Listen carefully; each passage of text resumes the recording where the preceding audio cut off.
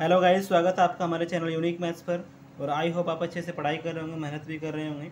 और D group का exam का जो लेटेस्ट क्वेश्चंस आ रहे हैं उसमें द्विघात समीकरण के क्वेश्चंस भी देखने को मिले हैं। क्योंकि आप लोग इसमें जो है थोड़ा सा प्रॉब्लम होती है, बच्चों को फेस करनी होती है।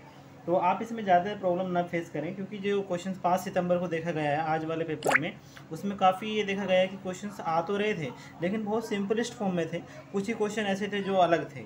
तो मैं आपको बता दूं बेटा, जो चैनल्स पर नए हैं बच्चे वो चैनल को सब्सक्राइब कर लें, ताकि आपको हर अपडेट आपका टाइम से मिलता रहे डी ग्रुप से जो भी क्वेश्चंस आ रहे हैं। क्योंकि हर रोज़ हम आपको नए नए क्वेश्चंस बता रहे हैं। क्योंकि जिन बच्चों का फेस रह रहा है अभी, वो क्वेश्चंस को अच्छा करके अगर जाएंगे तो उनका एग्ज़ाम और भी अच्छा हो सकता है।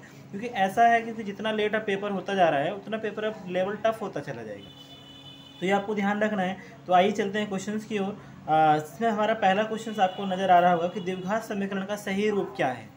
तो इसमें आपको कुछ सोचना नहीं है, बस कन्फ्यूजन कर रखा है, बहुत ज़्यादा कन्फ्यूजन बच्चों का रखा है ऑप्शन में कि भाई बच्चा कन्फ्यूज हो जाए किसी भी तरीके से। लेकिन आपको ऐसा नहीं करना है, आपको एक अच्छी प्रिपरेशन के साथ जाना है। तो क्वेश्चंस में दिया है द्विघात समीकरण, आपने 10th क्लास में भी पढ़ा है ना जो बच्चे हैं। तो द्विघात समीकरण होता क्या है मैं आपको बता दूँ। द्विघात समीकरण का अगर हम स्टैंडर्ड रूप देखना चाहें तो आप देख सकते हैं कि इसमें द्विघात समीकरण का जो रूप होता है आपका एक्स स्क्वायर, ठीक है, ये आपको ध्यान रखना है सबको, माइनस यहाँ पर आप बोल सकते हैं मूलों का योगफल, ठीक है, मूलों का योग,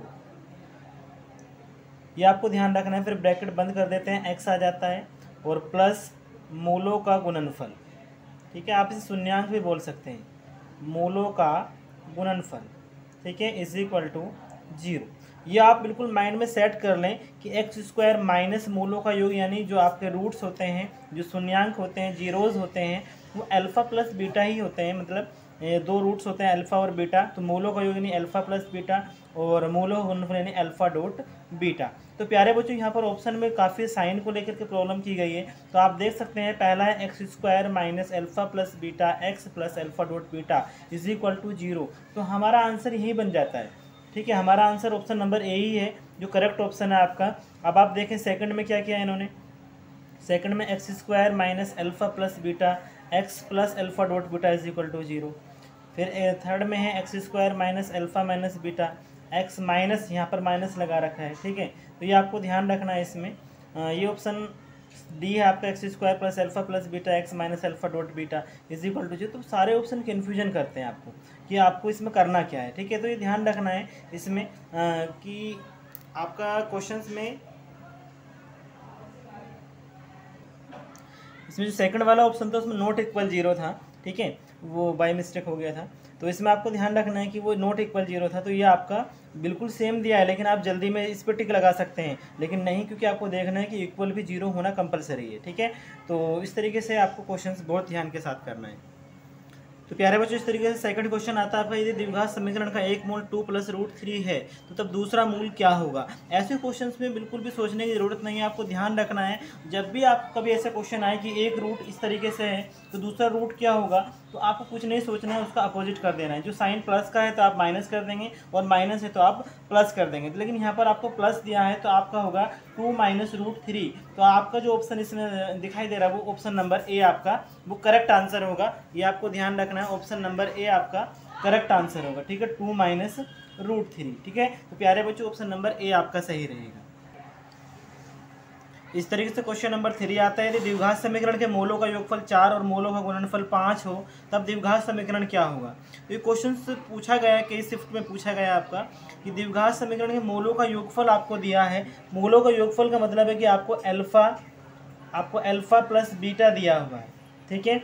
मूलों का योगफल यानी 4 दिया है, गुणनफल यानी अल्फ़ा डॉट बीटा आपको दिया है 5।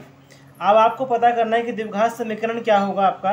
तो मैंने आपको बताया था कि द्विघात समीकरण होता है x square minus alpha plus beta यानी 4, फिर x plus alpha dot beta यानी 5 इज इक्वल टू 0। तो x square minus 4x plus 5 is equal to 0। तो आपका जो ऑप्शन बनेगा x square minus 4x plus 5 is equal to 0, यानी पहला ही ऑप्शन आपका करेक्ट है। इसमें भी साइन की काफ़ी प्रॉब्लम हो रही है, क्योंकि कहीं प्लस कहीं माइनस, तो आपको ये ध्यान रखना है, ठीक है। एक्स स्क्वायर माइनस मूलों का योगफल पहले आएगा, फिर x आएगा, फिर प्लस मूलों का गुणनफल आएगा। तो ये आपको ये क्वेश्चन इस तरीके से ही करने हैं। टाइम नहीं लगना चाहिए आपको एग्जाम में, क्योंकि मैं ज़्यादातर देखा है बच्चे 60-70 क्वेश्चन ही अटैम्प्ट कर पा रहे हैं, इससे ज़्यादा क्वेश्चन कर ही नहीं पा रहे हैं, क्योंकि आपको टाइम जो लेता है ना वो आपका रीजनिंग और मैथ ही सबसे ज़्यादा टाइम लेता है। तो आपको इन क्वेश्चन को इतना फास्ट करना है और सही भी करना है, तो ये आपको बहुत ज़्यादा ध्यान देने की ज़रूरत है। बाकी क्वेश्चंस में आपका साइंस के क्वेश्चन आएंगे, आपको पता है तो आप कर लेंगे, नहीं पता है तो नहीं कर पाएंगे। जीएस के क्वेश्चन आएंगे, अगर आपको पता है तो कर लेंगे, नहीं है तो आप नहीं कर पाएंगे। लेकिन मैथ रीजनिंग ऐसा है कि आपको करना पड़ेगा, तो आप इनकी जितनी ज़्यादा से ज़्यादा प्रैक्टिस कर लेंगे आपके लिए उतना ही इंपॉर्टेंट रहेगा। और आप अपने क्वेश्चन की प्रैक्टिस डेली करें। द्विघात समीकरण के मूल वास्तविक एवं बराबर होंगे, ये आपका क्वेश्चन नंबर 4 दिया हुआ है। आरआरबी ग्रुप डी 4 सितंबर का ये क्वेश्चन है कि द्विघात समीकरण के मूल वास्तविक एवं बराबर होंगे। तो आपको मैं बता दूं ये क्वेश्चन आपका अलग टाइप में भी आ सकता है कि द्विघात समीकरण के मूल वास्तविक एवं अलग अलग भी बोल सकता है यहाँ पे, ठीक है। तो वो क्वेश्चन फिर आपका आंसर चेंज हो जाएगा। तो मैं आपको बता दूँ, अगर आपका वो वास्तविक बोलता है, ये वास्तविक है और बराबर है, ठीक है, मूल वास्तविक है और बराबर है, तो आपको ध्यान रखना है कि डी आपका 0 होता है।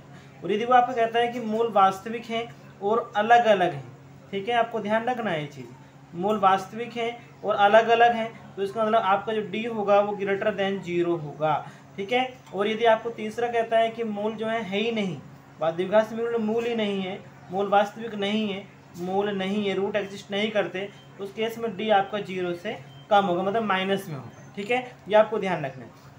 तो यहाँ पर क्वेश्चन पूछा गया है कि मूल वास्तविक और बराबर है, तो वास्तविक और बराबर डी इज इक्वल टू 0, तो ऑप्शन नंबर ए आपका करेक्ट हो जाता है। उसके लिए आपको ये 3 चीज़ें याद रखनी पड़ेंगी। अगर वास्तविक बराबर बोले तो डी 0 रखना है, अलग अलग बोले तो डी ग्रेटर देन 0 है, और मूल नहीं एग्जिस्ट करता तो डी लेस देन 0 है। तो इन क्वेश्चन को आप बहुत ध्यान से करेंगे। इस तरीके से क्वेश्चन नंबर 5 आता है आपको कि द्विघाती सूत्र का सही रूप क्या है। तो इसमें आपको ज़्यादा नहीं सोचना है, क्योंकि ये स्टैंडर्ड क्वेश्चन है। जैसे क्वेश्चंस का फॉर्मूला अगर आपको याद है तो आपका काम हो जाएगा, ठीक है। इसमें मैं आपको बता दूं कि बस आपको ध्यान क्या रखना है कि जो आपका द्विघाती सूत्र होता है वो होता है x इज इक्वल टू, ठीक है, x is equal to minus के b plus minus under the root b square minus 4ac, ठीक है, अपॉन में 2a। ये आपको ध्यान रखना है। x इज इक्वल टू आप यहाँ लिख लेंगे, x is equal to minus के b plus minus under the root b square minus 4ac upon 2a। तो इसमें आप ऑप्शन देख सकते हैं अपना कि x is equal to minus के b plus minus under the root b square minus 4ac upon 2a। तो यही हमारा करेक्ट आंसर है। इसमें आपको कन्फ्यूजन बहुत किया है, कहीं पर प्लस बना दिया है, कहीं पर यहाँ पर माइनस छोड़ दिया, प्लस नहीं लिया है, यहाँ पर प्लस माइनस दोनों दे दिए हैं। तो क्वेश्चंस को आप थोड़ा ध्यान से देख लेंगे एक बार कि क्वेश्चन दिया क्या है, उसका स्टैंडर्ड रूप आपको पता होना चाहिए। अब यहाँ पे क्वेश्चन द्विघाती सूत्र पूछ लिया है, ये स्टैंडर्ड अगर याद है तो आप कर पाएंगे, और जस्ट ए सेकंड आप इसका आंसर दे सकते हैं। इतना अच्छा क्वेश्चन भी था, ये 4 तारीख वाले पेपर में आया था शिफ्ट 3 में, तो काफ़ी इंपॉर्टेंट क्वेश्चन था। इसमें अगर आप फॉर्मूला को स्टैंडर्ड कर लेंगे तो आपका काम हो जाएगा, क्योंकि इन 1 सेकंड आप आंसर दे सकते हैं। क्योंकि टाइम लगने वाला आपको मैथ में ही है और रीजनिंग में है, बाकी और कहीं टाइम नहीं लगेगा। आप सारे question to the point answer दे सकते हैं, लेकिन कुछ कुछ क्वेश्चंस मैथ में ऐसे होते हैं जो आप फॉर्मूला बेस बना सकते हैं। तो जो बच्चे हमारे चैनल पर नए हैं वो चैनल को सब्सक्राइब जरूर कर लें, क्योंकि आपको डी ग्रुप के ऐसे ही क्वेश्चंस हम आपको अपडेट देते रहेंगे जो क्वेश्चंस आ रहे हैं। और इसमें चैनल को शेयर जरूर कर लें, सब्सक्राइब कर लें, वीडियो को लाइक शेयर कर दें ताकि सभी को अच्छा हो सके।